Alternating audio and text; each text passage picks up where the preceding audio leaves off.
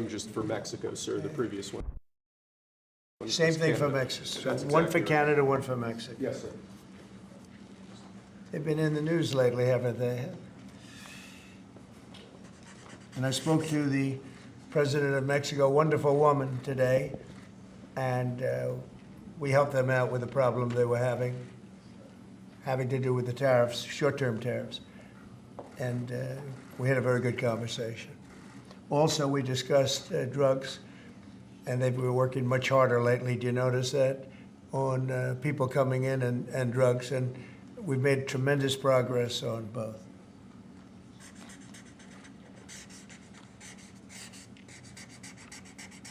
President Trump, what's your thought about why the markets are so spooked? Do you think they don't like the tariffs, or do they not like the uncertainty with some of the changes and the carve-outs? Well, a lot of them are globalist countries and companies that won't be doing as well because we're taking back things that have been taken from us many years ago. We've been treated very unfairly as a country. We protect everybody. We do everything for all these countries. And a lot of these are globalist in nature. You know, they have, if you're outside of the United States, you know, it's going to be a little bit different. We just weren't treated right. We were ripped off as a country. I've been saying it for a long time. And I did it to a certain extent in the first administration, but with COVID coming in, we had to focus on that toward the end. But we had the greatest economy in history in the first administration, and I think we'll do even better now. But this is something that we have to do. There'll always be a little short-term interruption. I don't think it's going to be big, but the countries and companies that have been ripping us aren't particularly happy with what I'm doing. But the United States will be very happy. And, you know, our farmers are going to be very happy. And, again, there'll be disruption. But in the end, I said it before with China, we signed an unbelievable deal with China, $50 billion in purchases, and we're doing great. Biden, however, when he came in, they never enforced that deal. So that's the only thing that basically you have globalist companies that have been ripping us off that won't be able to rip us off any longer. I think that's what the big charge is. Have you been influenced, some of these exemptions that have been announced and some of these temporary delays, have you been influenced in those decisions announced and some of these temporary delays, have you been influenced in those decisions because of the market reaction? Well, there are no delays at all. No, nothing to do with the market. I'm not even looking at the market because long term, the United States will be very strong with what's happening here. Now, these are countries and companies, foreign companies, that have been ripping us off, and no president did anything about it until I came along, and then I did a lot about it. You know, we took in tariffs from China $600 billion. Nobody else took in 10 cents from China. They never did. But when COVID came along, we had to focus on COVID. We did a great job. We got rid of that. We ended up handing over with a market that was higher than it was previous to COVID coming in. But this is very much about companies and countries that have ripped off this country, our beloved USA, and they're not going to be ripping us off anymore. So, you know, I think that has an impact on the market. Mr. President. Sir, this is a slate of nominees that's been prepared by the Presidential Personnel Office. It includes a number of sub-cabinet level appointments, a number of your ambassadors that have been previously announced, and also, crucially, given the administration's concerted effort to focus on violent crime, it includes a number of U.S. attorneys in major cities that have real crime problems. Okay. Some very good people, too. Thank you, sir. And then we have a number of ceremonial proclamations that Lindsay Halligan is going to. So two very special proclamations, the first of which is a proclamation that proclaims March 2025 as Women's History Month in honor of all the wonderful women in your administration, all the wonderful women in America, and in honor of everything you've done for women and this administration has done for women in just, what, a month and a half? So. Yeah, we've done a lot. And women have done a lot for us, right? This is an honor. We have a wonderful woman here, Maria Bartiromo. Thank you so much. Nice to have you, Maria. Thank you very much, Mr. President, and thanks for all that you're doing for women. Thank you. She's going to do an interview of me later. Maybe I shouldn't do this interview. I should be like Biden, not doing the interviews.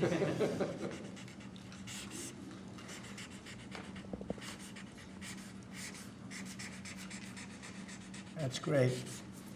Women, we love you. We love you too, sir. Thank you. Okay. Excellent. So the second one is a proclamation proclaiming March 2025 as Irish American Heritage Month in honor of, well, to commemorate our amazing friendship between America and Ireland, and to just honor all of the Irish Americans. And I'm a little bit biased because I'm American and Irish, but Good. Yeah, well, great people. Yeah, great St. people. Patrick's Day is coming up as well.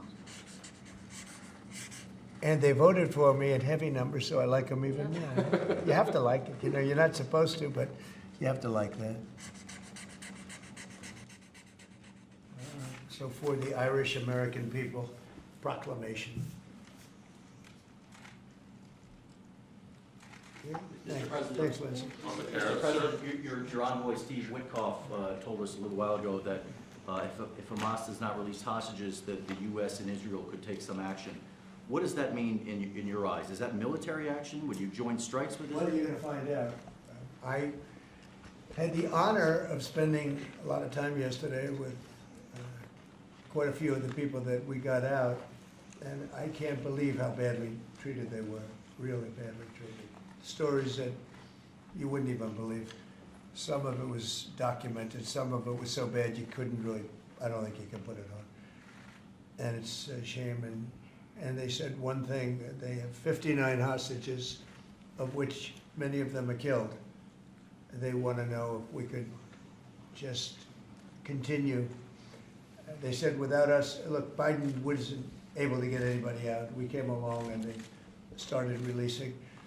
But we have 59 left, of which 24 are living. The rest are dead. And I put out a statement. It's sort of self-explanatory, I think. But somebody's going to have to get a lot rougher than they're getting. It's a shame. And those 24 that are living, because they were with them just 2 weeks ago or 3 weeks ago, depending on when they got out. But they said they're in very bad shape. You spoke today with your cabinet members and Elon Musk. I did.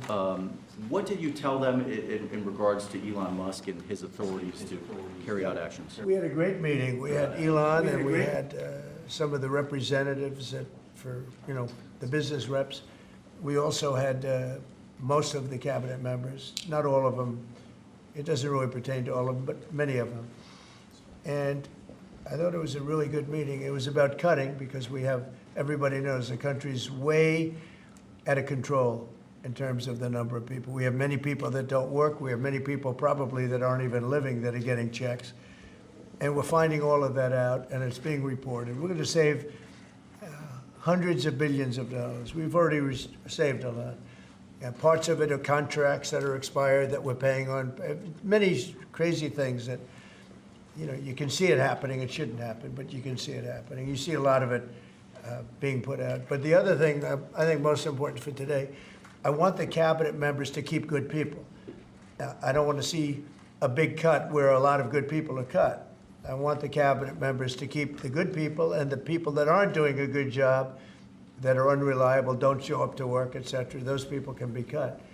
So I had a meeting, and I said, I want the cabinet members, go first, keep all the people you want, everybody that you need. And it would be better if they were there for 2 years instead of 2 weeks, because in 2 years they'll know the people better. But I want them to do the best job they can. When we have good people, that's precious, that's very important, and we want them to keep the good people. And so we're going to be watching them, and Elon and the group are going to be watching them. And if they can cut, it's better. And if they don't cut, then Elon will do the cutting. So, Mr. President, is that a reflection that you think Doge and Elon Musk have been moving too quickly? No, I think they've done an amazing job. They've done an amazing job, and look at what they found. I read it the other night in the speech. I mean, they found these things where billions of dollars has been poured down the drain to things. That's not about people, that's about contracts where billions and billions of dollars was just thrown out the window. It probably got kickbacks. I'm sure there were tremendous kickbacks for the people that authorized those contracts. But no, Elon has been really teaching everybody about the numbers that you can do. But what I want is I want the numbers, but I also want to keep the good people. We want to get rid of the people that aren't working, that aren't showing up, and have a lot of problems. And so they're working together with Elon, and I think we're doing a really great job. We're cutting it down. We have to for the sake of our country. You can't have that kind of fat. It's bloat, and like nobody's ever seen before. Where you need 20,000 and they have 120,000 people, and you just don't need that many. And it happens with companies, and it happens with governments, I guess. You could go to a lot of governments, you'd see the same thing. But we're trying to get it down. We want to be able, next year, we could balance the budget. I think there's a good chance we could balance the budget next year. We have a lot of good things happening. Plus, we have a lot of revenue things happening, like today with the shipbuilding. And this gentleman behind me is going to create a lot of jobs. And he's about the biggest there is in the world. We had the biggest chip maker in the world here a few days ago. He's going to be spending $200 billion on building plants. We're not giving him any money to build it either. It's not, that chip act is ridiculous, where the Biden thing, where they give billions of dollars to people that have nothing but money. They're not going to spend that money. They're just taking that money.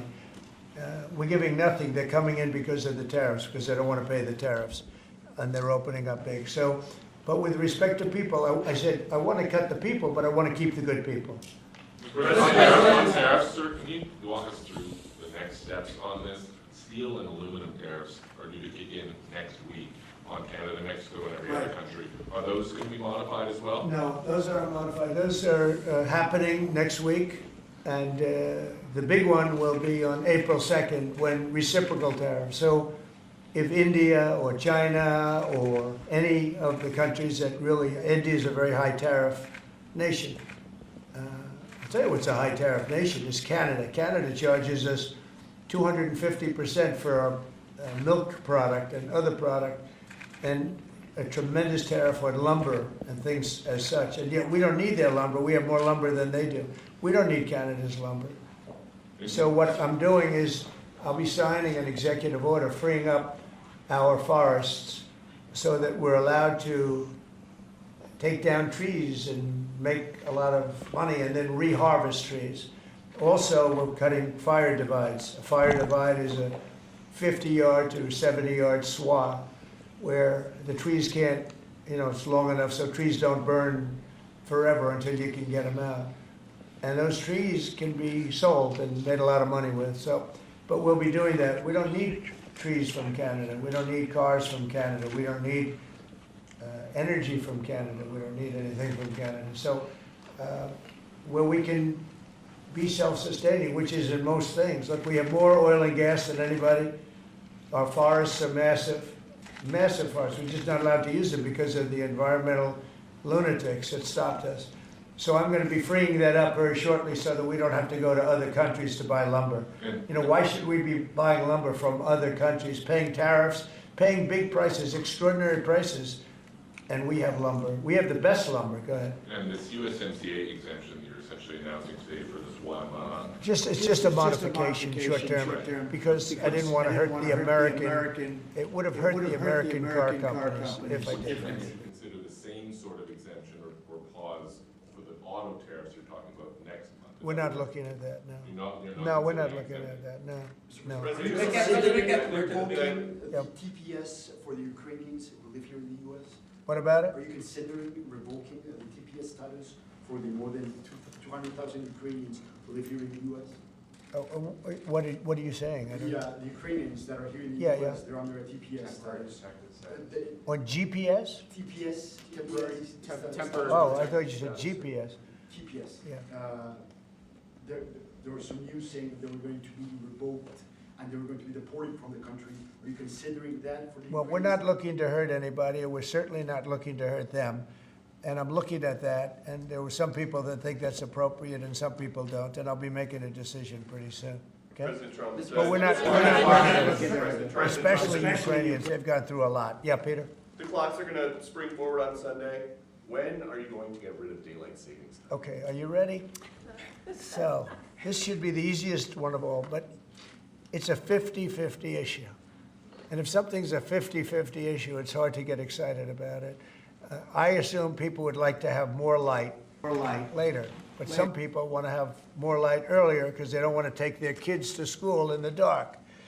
And it's very much, it's a little bit one way, but it's very much a 50-50 issue. And it's something I can do, but a lot of people like it one way, a lot of people like it the other way.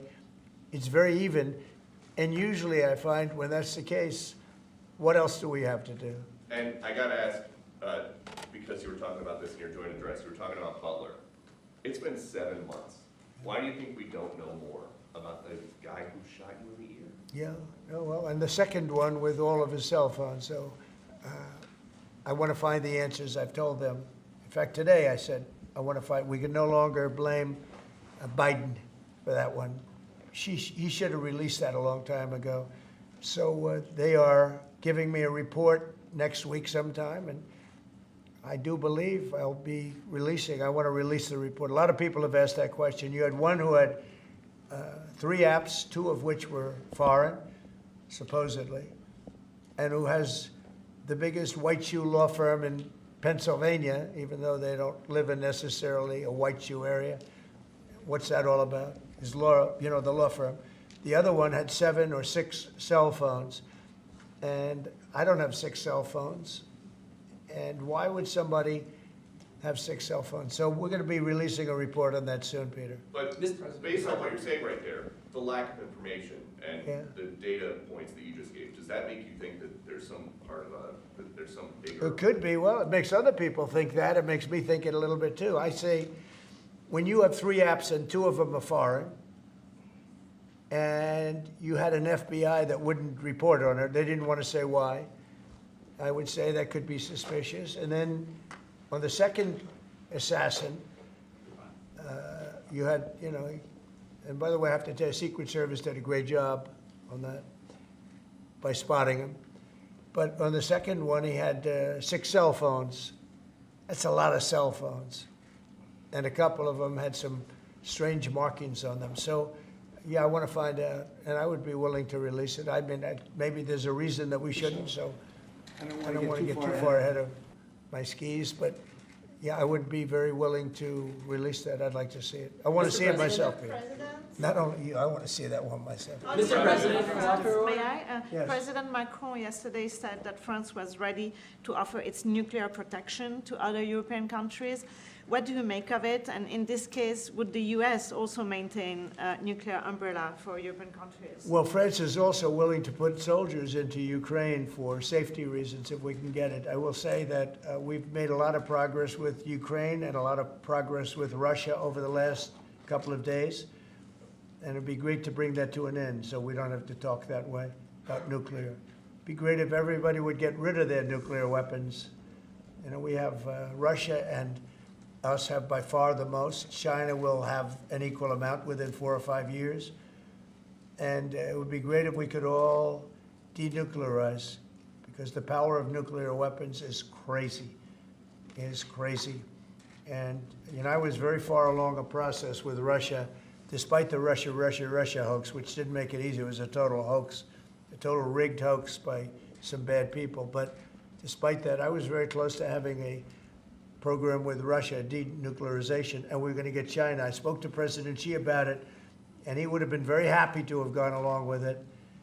But bad things happened, like an election that was rigged happened, and so we had to come back 4 years later. But I would very much like to start those talks. The opposite of what you say, the denuclearization would be incredible. Mr. President, on the auto tariffs that you were talking about, I know yesterday you spoke with the big 3. Did you tell them that no more exemptions were on the way, and what was the I reaction? told them, that's it.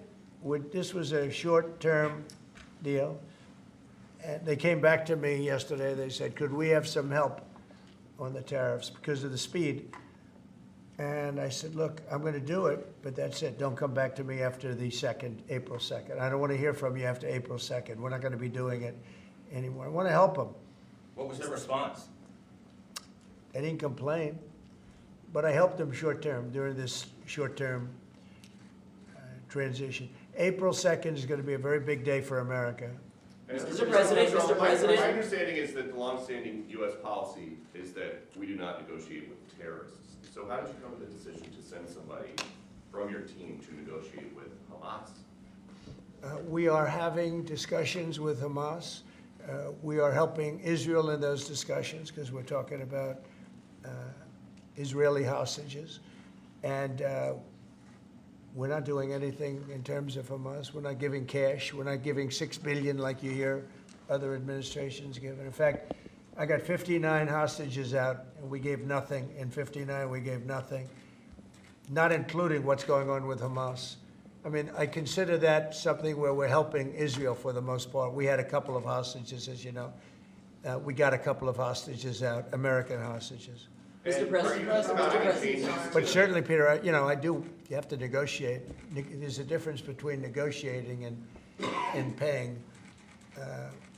We want to get these people out. If you would have seen the people yesterday, maybe you did, I don't know, but if you would have seen them, the way they spoke about their captivity, it was unbelievable. It's terrible. Are you thinking about making any changes to NATO where a NATO country gets attacked, but they're not paying enough dues, so the United States doesn't defend them? Well, I've said that to them. I said, if you're not going to pay, we're not going to defend. I said that 7 years ago. And because of that, they paid hundreds of billions of dollars. I said, if you're not going to pay your bills, we're not going to defend you. And it also went for the attack. But if they got attacked, they said, well, does that mean you won't defend us? I said, are you current or are you delinquent? They said, if we were delinquent, would you? I said, nope, I would not. And because of that, as you know, hundreds of billions of dollars came into NATO. You wouldn't have NATO right now if I weren't there. And your previous Secretary General has said that. He said he's never seen anything like it. When I came to NATO, when I first had my first meeting, I noticed that people weren't paying their bills at all. And I said I should wait till my second meeting, and I did. And I brought that up. And I said, if you don't pay your bills, we're not going to participate. We're not going to protect you. And when I said that, as soon as I said that, it was amazing how the money came in. The money came in, and now they have money.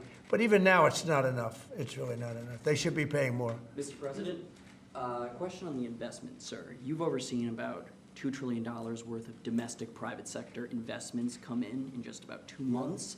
This is the newest one. It comes after your announcement of a new shipbuilding office at the White House during your joint session to Congress. Can you talk about why this is important, not only for national security, but to continue the renaissance of domestic manufacturing? Well, we have to maintain a strong country. We have to maintain, we want to pay off debt. We have a lot of debt, but that'll start coming off quickly when this all comes around. Look, we've been supporting the whole world. You mentioned NATO and you mentioned other things. We've been supporting the whole world. When I first came in, we were paying almost 100% of NATO. NATO it was crazy. We were supporting NATO. We were paying the bills for other countries. And yet those same countries, mostly European, the European countries were ripping us off in trade. They won't take our cars. They wouldn't take our agricultural product. They wouldn't take anything. Yet we were taking their cars by the millions, Mercedes and BMW and Volkswagen, all of them. We were taking their cars. They weren't taking it. We were taking their farm products. They weren't taking ours. It was a total ripoff. And yet we were protecting them by giving them the money. And, that adds up to a bad number at the end of a lot of years. And that's what happened. And now it's time for this country to stop being ripped off. I had that done very much in the first administration, but then we had to focus on other things at the very end with COVID. But we had the greatest economy in history. We had the greatest economy in history. I think we're going to redo it here, but even better. And I wanted to do what we're doing now in the first term, but we had so many other things to do. We had to fix the border, which we did. We had to fix our military. We rebuilt our military. We completely rebuilt the military, only to watch Biden give so much of it away to Afghanistan, if you can believe it. It's not even believable. It's not even believable what he did. The damage that man did or that administration did to this country is frankly not even believable. And in particular, allowing millions and millions of people to come into our country. Many of them were murderers and drug dealers and gang members and people from prison for very heinous crimes. for him to allow those people into our country. And now we're spending tremendous amounts of time and effort, Nikki and Tom Homan, who's doing an unbelievable job, but we shouldn't have to be spending anything on that. We had the safest border ever. Now we have actually, as you saw, the numbers just came out, where we have actually the lowest numbers in the history of our country. But we shouldn't have had to do that. What we're doing now is we're looking for murderers. Can you believe it? We're looking for murderers because thousands of murderers, some about 50%, killed more than one person. One killed 5 or 7. And we're looking for those people right now. We shouldn't have to be looking for them. President Trump, on Peter's question, are you going to make that policy, U.S. policy, that the U.S. wouldn't defend NATO countries that don't pay? Well, I think it's common sense, right? If they don't pay, I'm not going to defend them. No, I'm not going to defend them. I got into a lot of heat when I said that. You said, oh, he's violating NATO. And you know, the biggest problem I have with NATO, I really, you know, I mean, I know the guys very well. They're friends of mine. But if the United States was in trouble and we called them, we said, we got a problem, France, we got a problem, a couple of others I won't mention. Do you think they're going to come and protect us? They're supposed to. I'm not so sure. You know, with Japan, we have a deal, which is a very interesting one. And I love Japan. We have a great relationship with Japan. But we have an interesting deal with Japan that we have to protect them, but they don't have to protect us. Do you know that? That's the way the deal reads. We have to protect Japan. And by the way, they make a fortune with us economically. There's another case. But we have to protect Japan, but under no circumstances do they have to protect us. I actually ask, who makes these deals? Yeah, Peter? Well, so why stay in NATO at all? I view NATO as potentially good, but you gotta get some good thinking in NATO. It's very unfair what's been happening. Until I came along, we were paying close to 100% of NATO. So think of it, we're paying 100% of their military, and they're screwing us on trade. And when Zelensky inevitably comes back to the White House, what do you expect from him? And do you think you'll see him in a necktie? Well, I think what's going to happen is Ukraine wants to make a deal because I don't think they have a choice. I also think that Russia wants to make a deal because in a different way that only I know, they have no choice either. Are you still thinking of going to Saudi Arabia and meeting with Putin about this? I don't know. I can't tell you. I'm going to Saudi Arabia. Mr. President. They've been very, you know, I've made a deal with Saudi Arabia where, because normally you'd go to UK first, and last time I went to Saudi Arabia, they put up $450 billion. You know that, right? You were there. We had American companies that took in $450 billion. I said, well, this time they've gotten richer. We've all gotten older. So I said, I'll go if you pay $1 trillion, $1 trillion to American companies, meaning the purchase over a 4-year period of $1 trillion. And they've agreed to do that. So I'm going to be going there, and I have a great relationship with them, and they've been very nice. But they're going to be spending a lot of money to American companies for buying military equipment and a lot of other things. Is that a trip in the near future? Probably over the next month and a half. Yeah. Mr. President, you told us a couple of weeks ago that you were looking to speak with President Xi of China. That hasn't happened. How come? What are you Well, I waiting have for? spoken to him, yeah. Since that last phone call? I don't want to say that, but I have spoken to him. Yeah, please. Yeah, Mr. President, I have a great relationship with President Xi. But you've spoken to him It was since hurt January because of 17th. COVID. Thank you, Mr. That's why I don't call it the China virus anymore. He said, please don't call it the China virus. But to be clear, you've spoken to him since January 17th? I don't want to say that, but I have spoken to him. Thank you, And Mr. I President. speak to him a lot.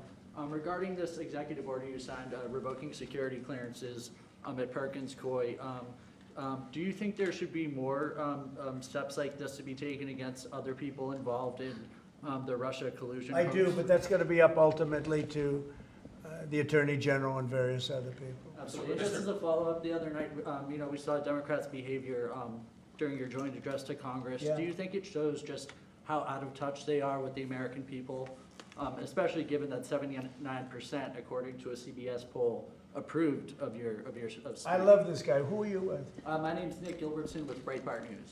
I see. I really liked your questions. Thank you very much, Mr. Sir, regarding the executive order. The answer is just, Nick, just to, and I know your name very well. Good job you do. Thank you. Yeah, the answer is I thought it was very embarrassing for the Democrats what happened the other night. And that's not said for any other reason other than it's obvious, it's fact. Even CNN fake news said that. They came out and they said it. And worse than CNN is MSDNC, which is the worst. And the good news is very few people watch them anymore. They have lost such credibility. And frankly, what Nicole Wallace said, I've never been a fan of hers, and she's not very talented. But I'll tell you, what she said the other day about that young man is disgraceful. She should be forced to resign. And Rachel Maddow should be forced to resign. Nobody watches her anyway. I don't know if it's not possible they pay her as much money as I hear, but certainly she's lost all credibility, both of them. But what they said the other day, they should be forced to resign about that young person Mr. President? who is suffering greatly. Thank you, Nick. Will you extend, if a TikTok deal is not made on the timeline you gave, will you extend that? Will you- Probably, yeah. You will? Or is Yeah, that I think, look, we have a lot of interest in TikTok. China is going to play a role, and so hopefully China will approve of the deal. But they're going to play a role. Are you close to But we have a lot of interest in TikTok. How long will you extend it, and how close are you to a deal? Well, we'll see, but if I need, right now, we have at least another month, so we don't need an extension. But if I needed an extension, I'd probably get it extended. Yeah, President, but our country's Mr. President, reject. regarding the executive orders, there was talk that you might sign one winding down the education department, which department? the education department. Are you having second thoughts on that? No. I want to bring the schools back to the states. And, I've said it 100 times, we're ranked at the bottom of the list, and yet we spend more. We're ranked number one for cost per student. We're ranked at the bottom of the list in education. And I know if I bring it back to Iowa, Indiana, Idaho, all these great states, I think I could say 40 states, I want to bring it back. 10 states won't be perfect, 5 states will be probably not so good, but they will be every bit as good as Norway and Denmark and Sweden and all of the states that are rated at the top.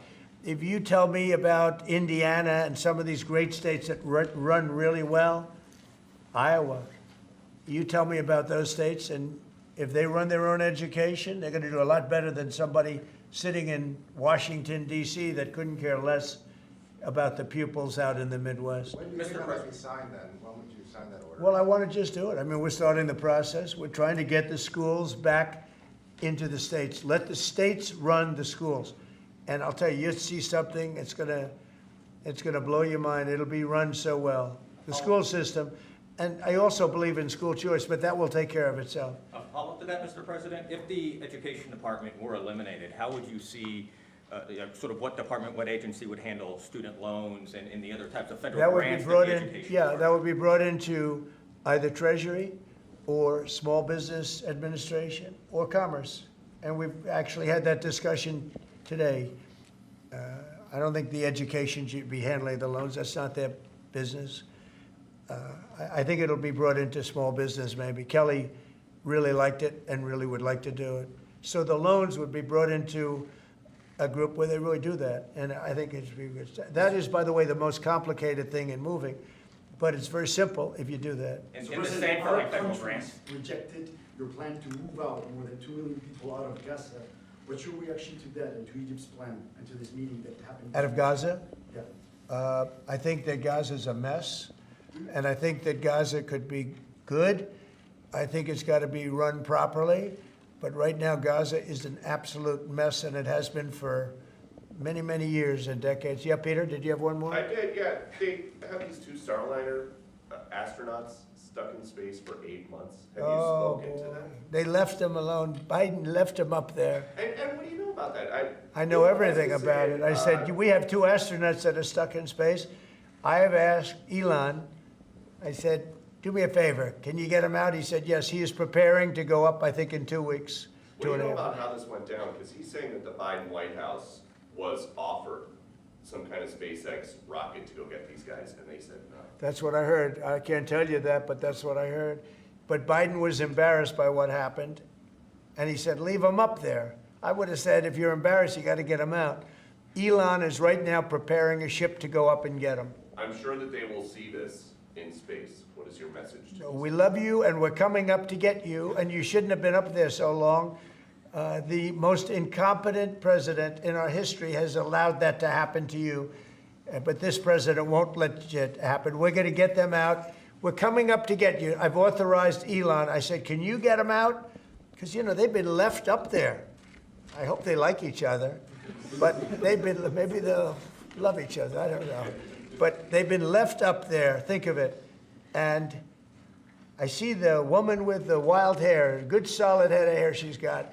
There's no kidding. There's no games with her hair. But, and you know, there's a danger up there, too. They can have some failures up there that would be very bad. You got to get them out.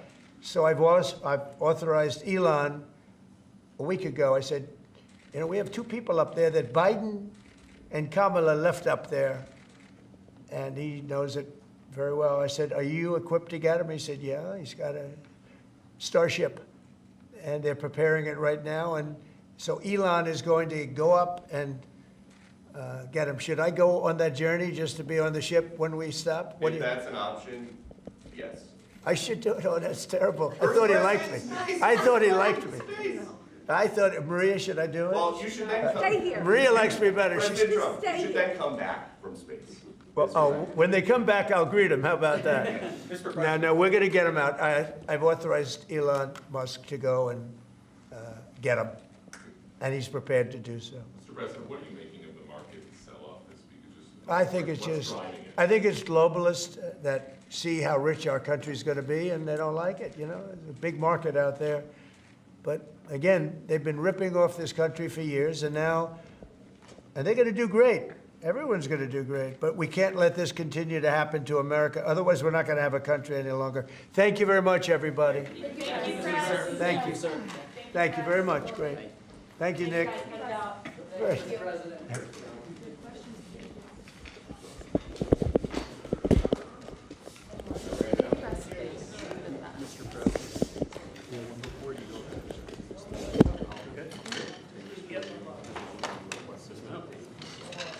Okay.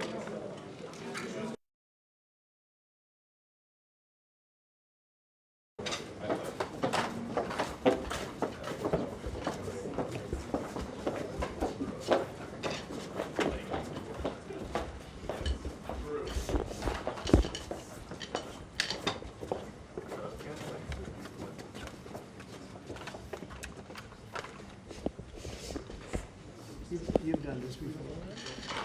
Huh? Oh, really? First time. They'll be nice. Hello, everybody. Hello, Peter. President Trump, how are you today? Star. You're a big star. How are you? I'm doing very well, Mr. Good President. job. How are you? Good job you're doing.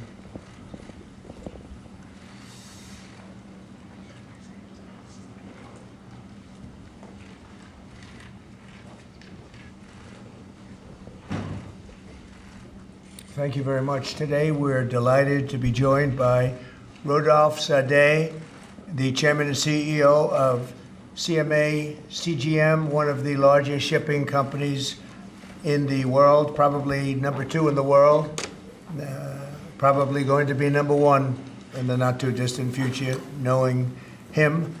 They employ over 160,000 employees. They have 750 major container vessels worldwide.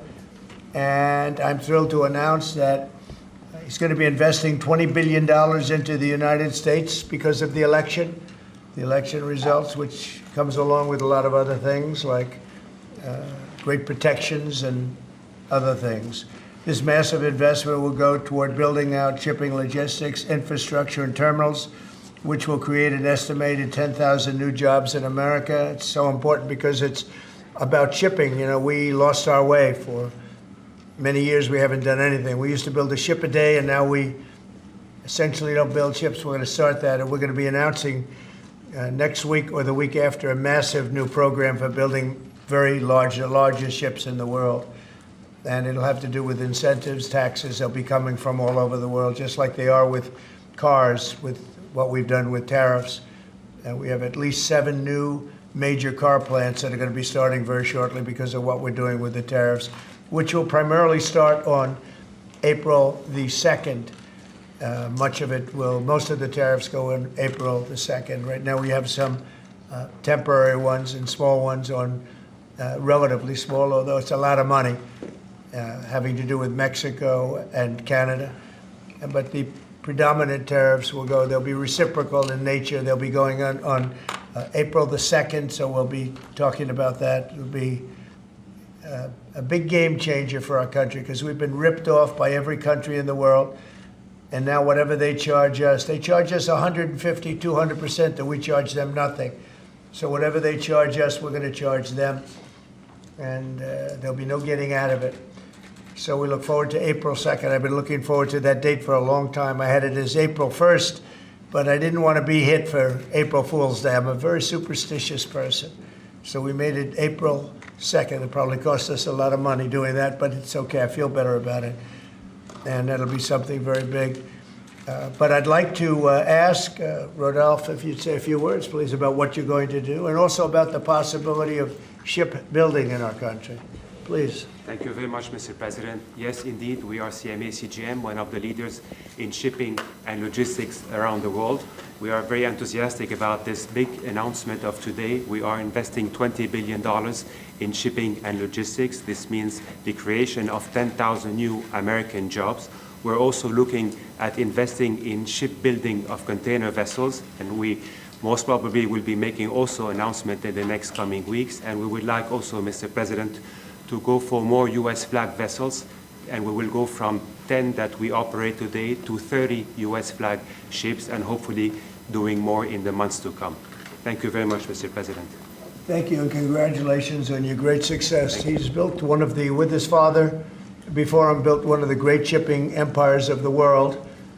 And that is, I never heard 750. It sounds like a lot to me, doesn't it, huh? It is, Mr. President. That's a fantastic company. Congratulations. Really Thank great you. job. And a real honor to have you. Why is it that more people don't have American flags? They seem to have Panamanian flags and Liberian flags. They don't seem to have a lot of American But flags. this will change, Mr. President. You will have more ships with U.S. flag as we move forward, and you can count on us to do as much as we can. That's very good. It's true. Other countries take advantage of us even on that. So we're going to be changing that around, and I appreciate you coming up and even bringing it to our attention. It's really a great thing. Thank you very much. Thank you, Mr. President. Appreciate it. Will, could you come over? We're going to Yes, sir. sign some executive orders. Sir, your administration has made it a priority both to end lawfare and the weaponization of government, and also to hold those who have engaged in lawfare accountable. One of the law firms that has been involved in that is called Perkins Coie. That's also a law firm that has engaged in unlawful DEI practices. This executive order will suspend And I've watched it take place. This executive order will suspend security clearances and access to certain federal resources for that law firm, and also launch a holistic review of unlawful DEI practices at some of the nation's largest law firms. This is an absolute honor to sign. What they've done is it's just terrible. It's weaponization. You could say weaponization against a political opponent, and it should never be allowed to happen again.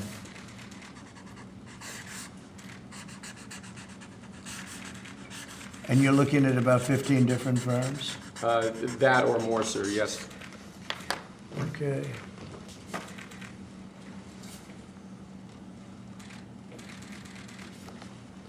Thank you, sir. One of the tools the left has consistently used to frustrate good government policies has been the use of injunctions and temporary restraining orders. Federal Rule of Civil Procedure 65C allows for essentially a demand for an injunction bond for folks who are seeking temporary restraining orders and injunctions to post a bond before they're allowed to proceed in court. This presidential memorandum would order the Department of Justice, its litigating components, to seek those injunction bonds whenever someone tries to challenge our policies in court, so that when they end up losing in court, and we believe that they will end up losing in court, that they can be held financially responsible for the disruption to federal activities that their actions have caused. Very good. Something they've wanted to do a long time, right? They've been looking to do this for years, Yes, sir. and why they just never got it. This is a rule that's been on the books for a very long time. The Department of Justice has been very inconsistent in seeking these bonds. From a legal standpoint, really a very big thing. Thank you, sir. In order to protect American car manufacturers and American farmers, we have two modifications to the IEEPA tariffs that have already been announced against Canada and Mexico. This first order relates to Canada.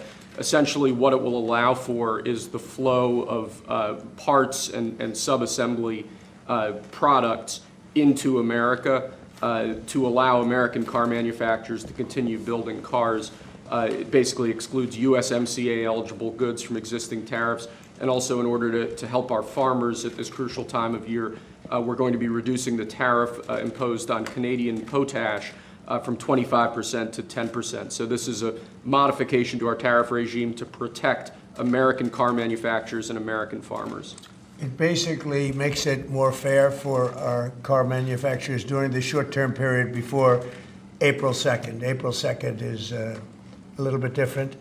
That will be much more significant. But during this interim period between now and April 2nd, this makes it much more favorable for our American car manufacturers.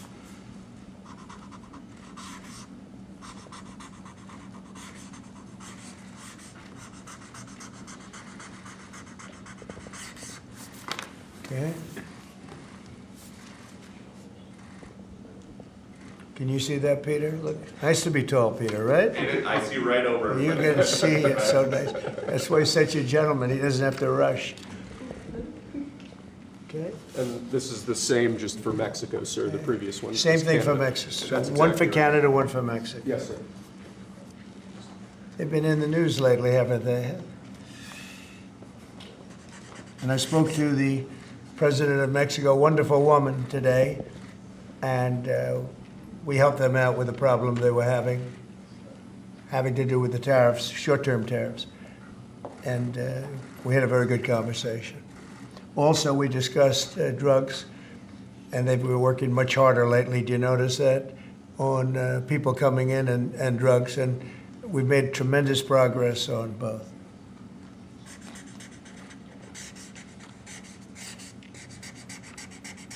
President Trump, what's your thought about why the markets are so spooked? Do you think they don't like the tariffs, or do they not like the uncertainty with some of the changes and the carve-outs? Well, a lot of them are globalist countries and companies that won't be doing as well because we're taking back things that have been taken from us many years ago. We've been treated very unfairly as a country. We protect everybody. We do everything for all these countries. And a lot of these are globalist in nature. You know, they have, if you're outside of the United States, you know, it's going to be a little bit different. We just weren't treated right. We were ripped off as a country. I've been saying it for a long time. And I did it to a certain extent in the first administration, but with COVID coming in, we had to focus on that toward the end. But we had the greatest economy in history in the first administration, and I think we'll do even better now.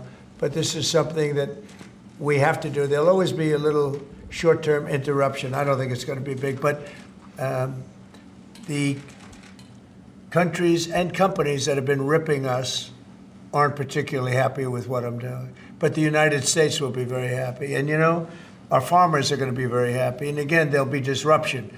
But in the end, I said it before with China, we signed an unbelievable deal with China, $50 billion in purchases, and we're doing great. Biden, however, when he came in, they never enforced that deal.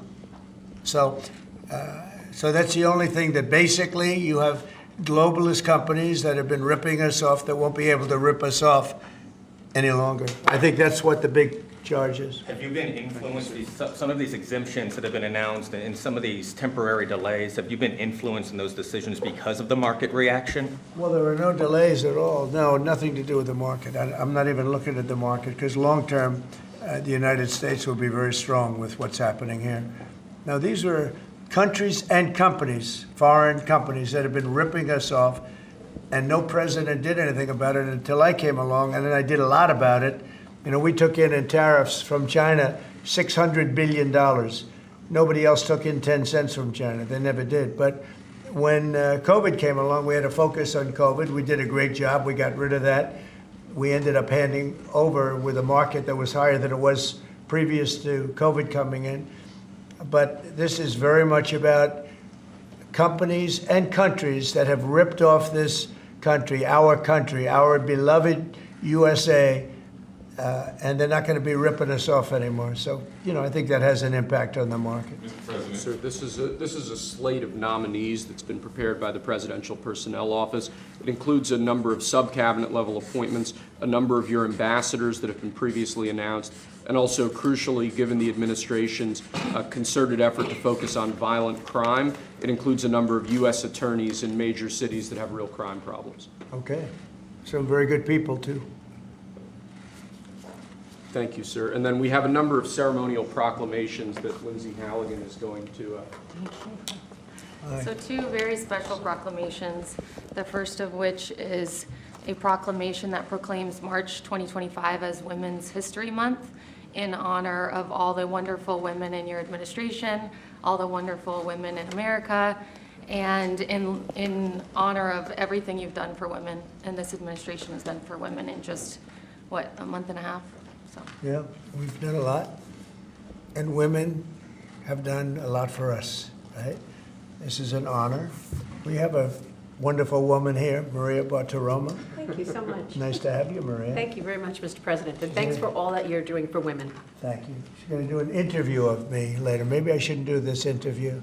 I should be like Biden, not do any interviews.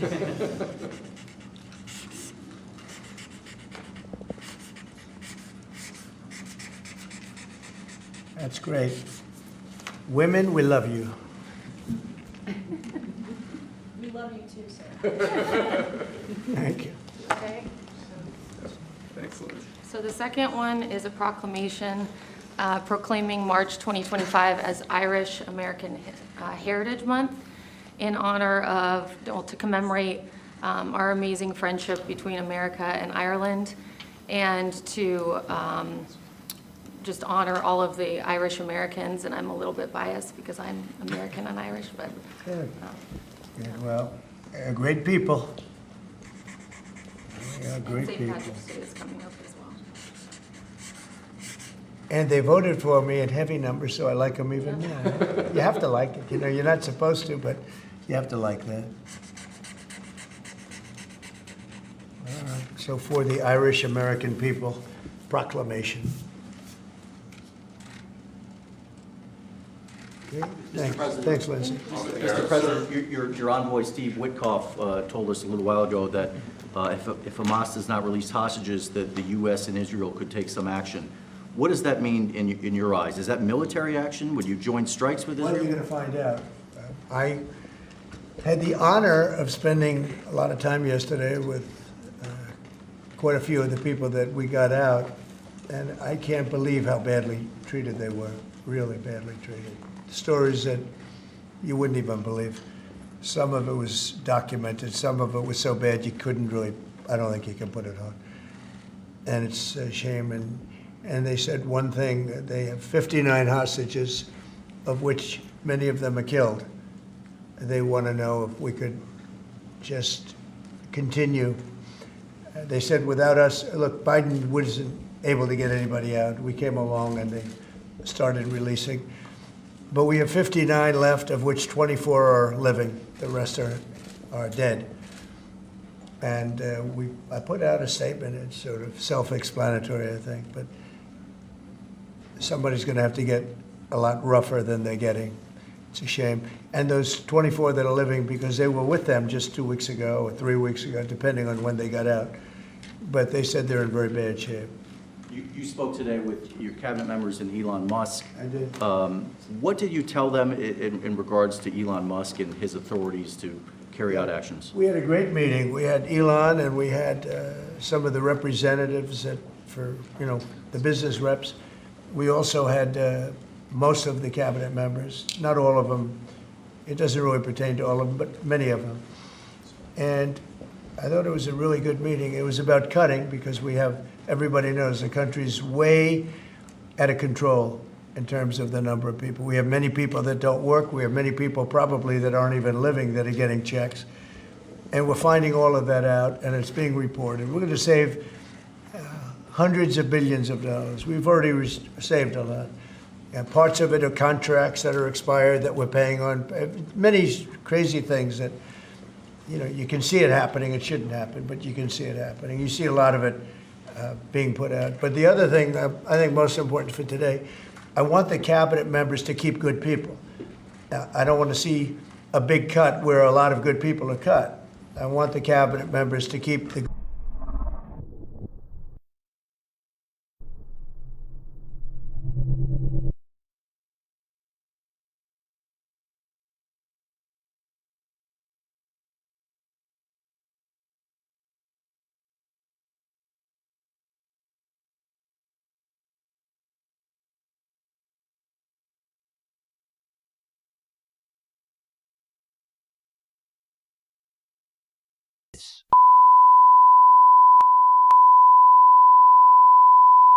This is the primary audio circuit for the Reuters live service.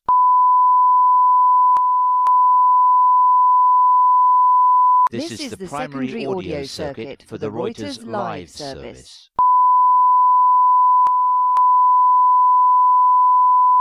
This is the primary audio circuit for the Reuters live service.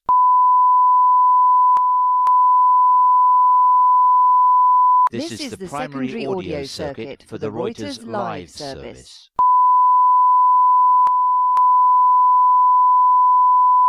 This is the primary audio circuit for the Reuters live service.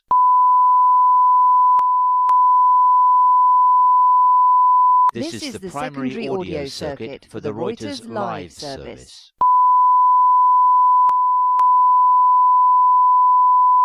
This is the primary audio circuit for the Reuters live service.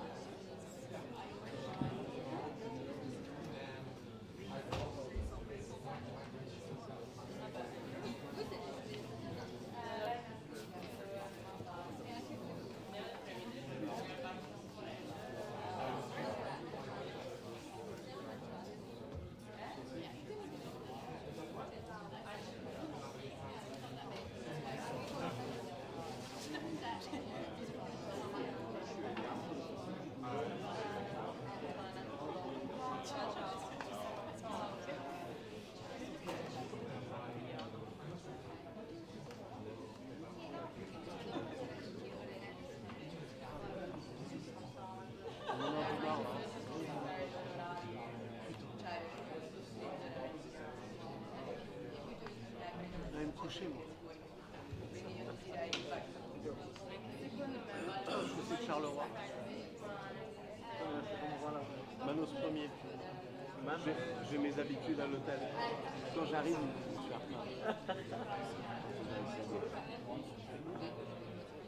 Votre suite est prête. Moi, je l'ai depuis longtemps, celui-là. En fait, à l'époque, on est déjà allé là-bas pour des dîners 1 ou 2 fois. Et j'y vais une fois de temps en temps, et en fait, ils me connaissent maintenant.